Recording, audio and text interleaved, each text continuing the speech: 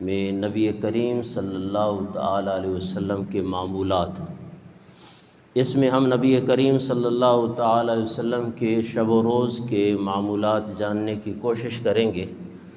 دعا ہے کہ اللہ تبارک و تعالی ہمیں حق کہنے، سننے اور اس پر عمل کرنے کی توفیق عطا فرمائے۔ احباب، نبی کریم صلی اللہ تعالی علیہ وسلم کی پوری زندگی ہمارے لیے ایک کامل نمونہ ہے۔ ہمیں یہ حکم دیا گیا ہے کہ عبادات، معیشت، سیاست اور زندگی کے ہر شعبہ میں آپ صلی اللہ تعالی علیہ وسلم کے اسوہ حسنہ کی اقتداء اور پیروی کریں، اسی طرح زندگی گزاریں جس طرح نبی کریم صلی اللہ تعالی علیہ وسلم نے زندگی گزاری ہے۔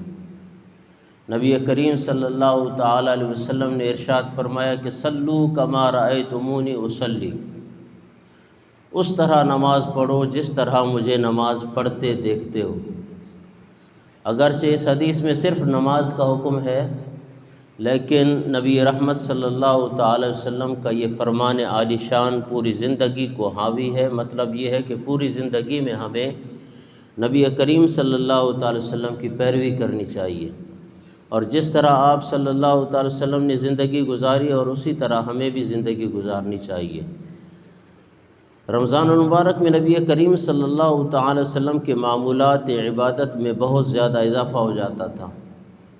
ان دنوں میں اللہ کی خشیت اور محبت اپنے عروج پر ہوتی تھی حضور صلی اللہ علیہ وسلم پہ۔ اسی طرح تلاوت قرآن پاک، قیام، ذکر و اذکار، دعا، سخاوت بھی بڑھ جاتی تھی۔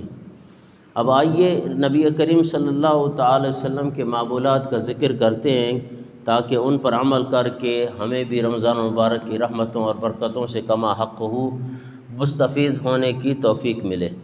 رمضان المبارک میں نبی کریم صلی اللہ تعالی وسلم روزوں کی پابندی اور اپنے اوپر لازم ٹھہرا دیتے تھے اور بڑے اہتمام سے روزہ رکھتے تھے۔ محدثین نے یہ تصریح کیا ہے کہ نبی رحمت صلی اللہ تعالی وسلم نے اپنی ظاہری حیات مبارکہ میں 9 بار رمضان المبارک کو پایا ہے اور ہر بار روزے رکھے۔ کہتے ہیں کہ فصام رسول اللہ صلی اللہ علیہ وسلم 9 رمضانات، رسول اللہ صلی اللہ علیہ وسلم نے 9 بار رمضان المبارک کے روزے رکھے ہیں۔ نبی کریم صلی اللہ تعالی وسلم سفر میں، حضر میں، ہر صورت میں روزہ رکھتے تھے۔ حضرت ابو درداء رضی اللہ تعالیٰ عنہ بیان کرتے ہیں کہ ہم ایک دفعہ سخت گرم موسم میں آپ صلی اللہ تعالی وسلم کے ساتھ سفر پر نکلے۔ گرمی اتنی شدید تھی کہ ہر آدمی اپنے سر کو ہاتھوں سے ڈھانپ کر اپنے آپ کو گرمی سے بچا رہا تھا۔ وما کان فینا صائم الا ما کان من النبی وابن رواحہ، ہم میں سوائے رسول اللہ صلی اللہ تعالی علیہ وسلم کے اور حضرت عبداللہ بن رواحہ رضی اللہ تعالیٰ عنہ کے کسی نے روزہ نہیں رکھا۔ تو سفر میں نبی کریم صلی اللہ تعالی وسلم نے روزہ افطار کرنا بھی ثابت ہے ان سے، حضور صلی اللہ علیہ وسلم سے، کہ اگر کوئی سفر میں روزہ نہ رکھے۔ یہ بھی تعلیم امت کے لیے ہے کہ حضور صلی اللہ علیہ وسلم نے سفر میں روزہ بھی چھوڑ دیا ہے۔ تو یہ حضور صلی اللہ علیہ وسلم نے قرآن پاک میں بھی حکم ہے کہ اللہ تعالیٰ نے ارشاد فرمایا وَأَن تَصُومُوا خَيْرٌ لَكُمْ، یہ کہ سفر میں تم روزہ رکھو تو یہ تمہارے لیے بہتر ہے، اور نہ رکھو تمہیں اجازت ہے، اور سفر میں اجازت دی گئی ہے۔ لیکن روزہ رکھنا جو ہے یہ افضل ہے۔ اور یہ آج کل کا سفر تو بالکل وہ سفر نہیں ہے جس طرح جو ہے نا پہلے سفروں میں تکالیف ہوتی تھیں۔ وہ آج کا سفر آسان ہو گئے، جہاز کا سفر ہے، گاڑیوں کا سفر ہے، ٹرین کا سفر ہے، تو ان میں وہ مشکلات نہیں ہیں جو پہلے پیادہ میں جو ہے نا مشکلات ہوا کرتی تھیں۔ اس کے علاوہ حضور صلی اللہ تعالی وسلم کا رمضان میں معمولات کیا تھے کہ رمضان مبارک میں نبی کریم صلی اللہ تعالی وسلم راتوں کو بڑے اہتمام سے قیام فرماتے اور تراویح میں پورا قرآن پڑھتے تھے۔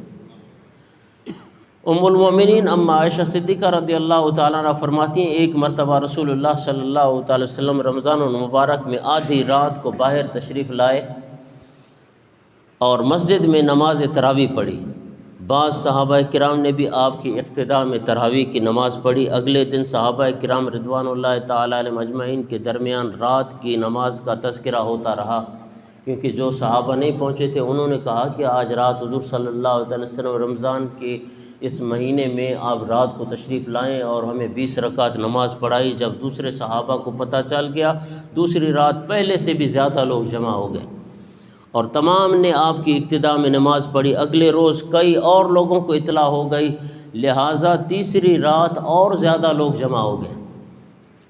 آپ تشریف لائے اور نماز پڑھائی۔ آگے ام المؤمنین اما عائشہ صدیقہ رضی اللہ تعالیٰ عنہ فرماتی ہیں کہ فلما كانت الليلة الرابعة عجز المسجد عن اهله، جب چوتھی رات آئی تو اس قدر لوگ جمع ہو گئے کہ مسجد ناکافی ہو گئی، مسجد نبوی میں جگہ ہی نہ رہی، اتنے جو ہے نا صحابہ جمع ہوئے۔ لیکن اس رات آپ صلی اللہ تعالیٰ علیہ وسلم مسجد سے باہر تشریف نہیں لائے، گھر سے آپ تشریف نہیں لائے مسجد میں، اور نماز فجر کے لیے آپ تشریف لائے تو آپ صلی اللہ تعالی وسلم نے لوگوں سے خطاب فرمایا اور فرمایا فَإِنَّهُ لَمْ يَخَفْ عَلَيَّ مَكَانُكُمْ وَلَكِنِّي خَشِيتُ أَن تُفْرَضَ عَلَيْكُمْ فَتَعْجِزُوا عَنْهَا، تمہاری موجودگی مجھ پر مخفی نہیں تھی۔ حضور صلی اللہ علیہ وسلم نے فرمایا مجھے پتہ تھا کہ تم لوگ موجود تھے، یہ مخفی نہیں تھا، مجھے اس بات کا اندیشہ ہوا کہ کہیں یہ نماز تمہارے اوپر فرض نہ کر دی جائے تو اور تم اس کی ادائیگی سے عاجز نہ آ جاؤ، اس لیے میں جو ہے وہ باہر نہیں آیا۔ تو 3 رات تک آپ صلی اللہ تعالی وسلم نے تراویح کی نماز مسجد میں پڑھائی، پھر آپ مسجد تشریف نہیں لائے بلکہ گھر میں نماز تراویح پڑھی۔ صحابہ کرام کو بھی اس کی ترغیب دی کہ فرائض مسجد میں پڑھو لیکن دوسری نمازیں گھر میں پڑھو۔ آپ صلی اللہ تعالی علیہ وسلم نے ارشاد فرمایا کہ صلوا ایھا الناس فی بیوتکم فإن افضل الصلاۃ صلاۃ المرء فی بیتہ الا المکتوبہ، تم اپنے گھروں میں بھی نماز پڑھو کیونکہ آدمی کو بہتر نماز وہی ہے جو اس کے گھر میں ہو، مگر فرض نماز مسجد میں پڑھنا بہتر ہے۔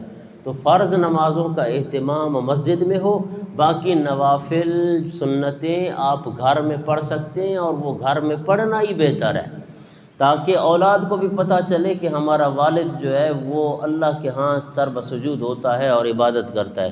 بعد میں خلفائے راشدین کے دور میں صحابہ کرام نے مسجد میں باجماعت نماز پڑھی ہے، اور یہ نماز تراویح کی نماز جو ہے نا وہ صحابہ کرام نے باجماعت نماز پڑھائی ہے۔ یہ نہ ہو کہ آپ سمجھیں کہ بس حضور صلی اللہ علیہ وسلم نے 3 راتیں جو ہے نا وہ نماز تراویح کی جماعت کرائی، اس کے بعد نہیں، پھر حضرت عمر فاروق رضی اللہ تعالیٰ عنہ کے زمانہ مبارک میں باقاعدہ حضرت عمر فاروق رضی اللہ تعالیٰ عنہ نے یہ ترغیب دی کہ اب جو ہے نا قرہ حضرات فلاں مسجد میں جائیں، وہاں پہ 20 رکعت نماز تراویح پڑھائیں، اور فلاں جائیں وہاں پہ 20 رکعت نماز تراویح پڑھائیں۔ تو اور پھر تمام امت کا ہر دور میں اس پر عمل بھی رہا ہے، لہٰذا اب بھی مسجد میں باجماعت نماز تراویح پڑھنا یہ سنت مبارکہ ہے۔ تو دعا ہے کہ اللہ تعالی ہمیں نبی کریم صلی اللہ تعالی وسلم کی پیروی کی توفیق نصیب فرمائے، اور جو کچھ کہا اور سنا اس پر عمل کرنے کی توفیق عطا فرمائے۔ وما علیہ الا البلاغ۔